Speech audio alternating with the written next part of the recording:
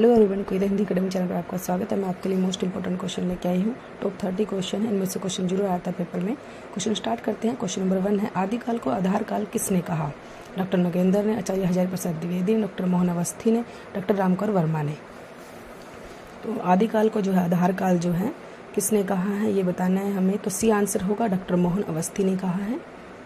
Question number 2, आदिकाल को चाणकाल किस साहित्य इतिहास के लेखक ने कहा? शिव सिंह सेंगर, मिश्र बंधु, रामकर वर्मा, डॉक्टर मोहन अवस्थी। तो क्वेश्चन नंबर 2 जो है चाणकाल जो है किसने कहा है? चाणकाल बताना है हमने किसने कहा। तो सी होगा, रामकर वर्मा ने कहा है। क्वेश्चन नंबर 3, हिंदी साहित्य के प्रथम काल को वीर काल कहा। वीर काल जो है किसने कहा है? क्वेश्चन नंबर 3 जो है हिंदी साहित्य के प्रथम काल को वीर काल किसने कहा है? वैसे वीर और वैसे सी आंसर होगा, विश्वनाथ प्रसाद मिश्र ने कहा है। इसे याद रख सकते हो, वैसे वीर और वैसे विश्वनाथ प्रसाद मिश्र ने जो है वीर काल कहा है। क्वेश्चन नंबर 4, आदिकाल को वीरगाथा काल किसने कहा? रामचंद्र शुक्ल, डॉक्टर नगेंद्र, राहुल संस्कृतायन, हजारी प्रसाद द्विवेदी। तो वीरगाथा काल किसने कहा है? क्वेश्चन नंबर 4 का जो है ए आंसर होगा, रामचंद्र शुक्ल ने जो है वीरगाथा काल कहा है। रामचंद्र शुक्ल।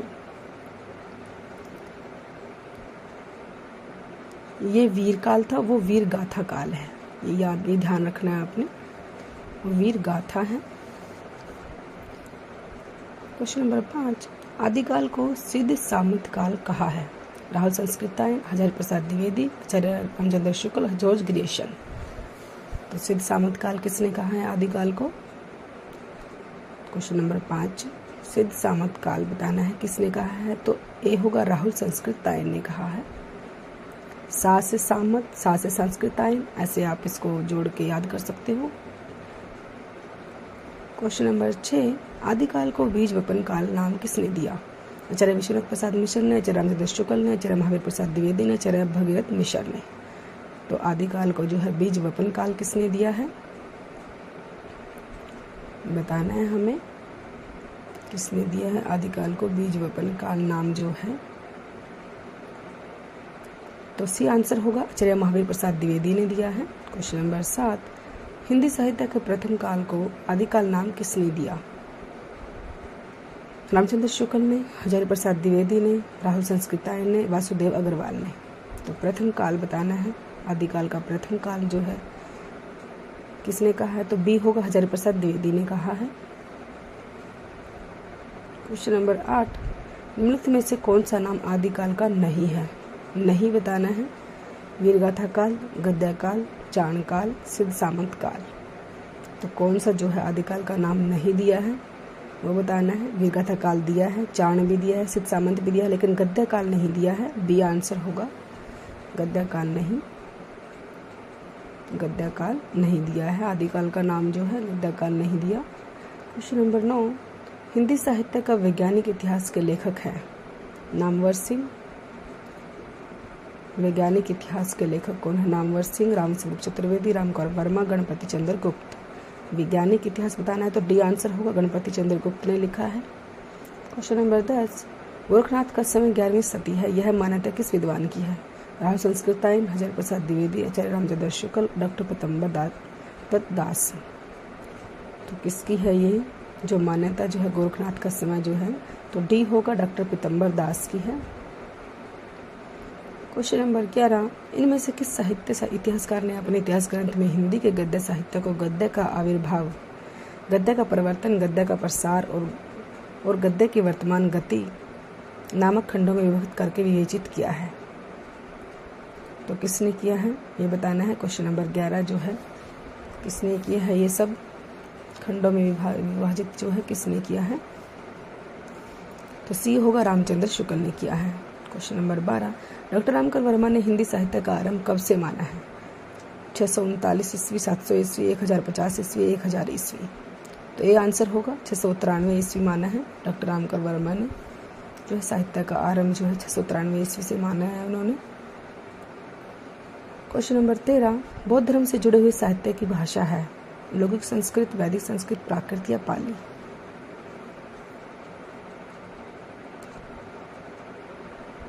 क्वेश्चन नंबर 13 जो है बौद्ध धर्म से जुड़े हुए साहित्य की भाषा बतानी है, कौन सी है? तो डी होगा, पाली है। क्वेश्चन नंबर 14, निम्नलिखित में से अपभ्रंश प्रभावित हिंदी रचना कौन सी है? खुमान रासो, डोला मारू दुहा, भवेतेश्वर बाहुबली रास, जय मेघ जस चंद्रिका। तो अपभ्रंश से प्रभावित रचना बतानी है, कौन सी है? सी होगा, भरतेश्वर बाहुबली रास। क्वेश्चन नंबर 15, अपभ्रंश प्रभावित हिंदी रचना कौन सी है? भरतेश्वर बाहुबली रास, चंदनबाला रास, नेमिनाथ रास या वसंत विलास। तो ए होगा, भरतेश्वर बाहुबली रास। क्वेश्चन नंबर 16, शालिभद्र सूरी की रचना का नाम है? नेमिनाथ रास, भरतेश्वर बाहुबली रास, सुमतिगण रास, जय मेघ जस चंद्रिका। शालिभद्र सूरी जो है रचना कौन सी है? तो बी होगा, डी आंसर होगा। क्वेश्चन नंबर 17, पंच पांडव चरित रास के रचयिता हैं? शालिभद्र सूरी, आसुग, नरपति नालह, दलपति विजय। तो पंच पांडव जो है किसने लिखा है? तो ए होगा, शालिभद्र सूरी ने लिखा है। क्वेश्चन नंबर 18, 11वीं शताब्दी में रचित लोक भाषा काव्य है? जय मेघ जस चंद्रिका, उक्त व्यक्ति प्रकरण, राहुल वेला, डोला मारो दूहा। तो डी होगा, डोला मारो दूहा जो है 11वीं शताब्दी में लिखी गई थी। क्वेश्चन नंबर 19, अपभ्रंश शब्द का सबसे पहले उल्लेख किसने किया? पाणिनि, नागार्जुन, पतंजलि या सरहप्पा। तो अपभ्रंश शब्द का जो है बताना है, अपभ्रंश शब्द का सबसे पहला उल्लेख जो है किसने किया था? तो सी होगा, पतंजलि ने किया था। क्वेश्चन नंबर 20, अवहट भाषा से तात्पर्य है? ग्रामीण अपभ्रंश, परिनिष्ठित अपभ्रंश, ग्रामीण प्राकृत, परिनिष्ठित प्राकृत। तो अवहट भाषा का जो है तात्पर्य बताना है, क्या है? तो ए होगा, ग्रामीण अपभ्रंश। 20 का ए आंसर, ग्रामीण अपभ्रंश से अवहट भाषा का तात्पर्य जो है ग्रामीण अपभ्रंश है। क्वेश्चन नंबर 21, अवहट में शिक्षा शब्द के लिए कौन सा रूप मिलता है? शिक्षा, शिशा, शिक्षा। सी आंसर होगा, शिखा। क्वेश्चन नंबर 22, राहुल संस्कृतायन के अनुसार चर्या गीत और दोहा कोश की रचना करने वाले पहले बौद्ध सिद्ध हैं? सरहप्पा, कणहप्पा, डोमिप्पा या कमरिया। तो कौन है वो बताना है, चर्या गीत और दोहा कोश। तो ए होगा, सरहप्पा। क्वेश्चन नंबर 23, अधिकांश साहित्य इतिहासकारों के अनुसार हिंदी के प्रथम कवि हैं? कबीर, सूरदास, सरहप्पा या विद्यापति। तो साहित्य इतिहासकारों के हिंदी के प्रथम कवि सी होगा, सरहप्पाद है। क्वेश्चन नंबर 24, हिंदी के किस इतिहासकार के मत अनुसार शालिभद्र सूरी हिंदी के प्रथम कवि हैं? डॉक्टर गणपति चंद्र गुप्त, doctor Ramkar Verma, doctor Nagendra, doctor Dhirendra Verma. तो प्रथम कवि बताना है, शालिभद्र सूरी के हिंदी के प्रथम कवि कौन है जो है? तो ए होगा, डॉक्टर गणपति चंद्र गुप्त ने माना है। क्वेश्चन नंबर 25, सिद्धों का प्रथम कवि है? सरहप्पा, कणहप्पा, डुंडिविप्पा या शेरप्पा। तो ए होगा, सरहप्पा। क्वेश्चन नंबर 26, स्वयंभू को हिंदी के प्रथम कवि माना है? रामकर वर्मा ने, रामचंद्र शुक्ल ने, हजारी प्रसाद द्विवेदी ने, राहुल संस्कृतायन ने। किसने माना है स्वयंभू को हिंदी का पहला कवि जो है स्वयंभू को? तो ए होगा, रामकर वर्मा ने माना है। क्वेश्चन नंबर 27, सहजयान के प्रवर्तक हैं? कणहप्पा, सौरप्पा, लइप्पा या सरहप्पा। तो सहजयान के डी होगा, सरहप्पा। सहजयान के जो है। क्वेश्चन नंबर 28, तिब्बत के 84 सिद्धों की परंपरा कौन से सिद्ध से आरंभ हुई? नारोप, लोहिप्पा, सरहप्पा, सबरीप्पा। तो सी से हुई, सरहप्पा। क्वेश्चन नंबर 29, पुष्य या पुंड को हिंदी का प्रथम कवि किस आलोचक ने माना है? राहुल संस्कृतायन, दशरथ ओझा, रामविलास शर्मा, ऋषि सिंह सेंगर।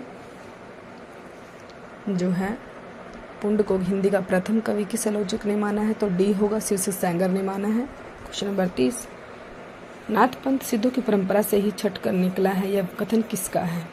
डॉक्टर रामकर वर्मा, राहुल संस्कृतायन, ऋषि सिंह सेंगर, आचार्य रामचंद्र शुक्ल। तो क्वेश्चन नंबर 30 जो है नाथपंथ सिद्धों की परंपरा से जो है छठ कर निकला है, वह कथन किसका है? तो डी होगा, आचार्य रामचंद्र शुक्ल का है। ये कथन जो है रामचंद्र शुक्ल जी का है। Subscribe now.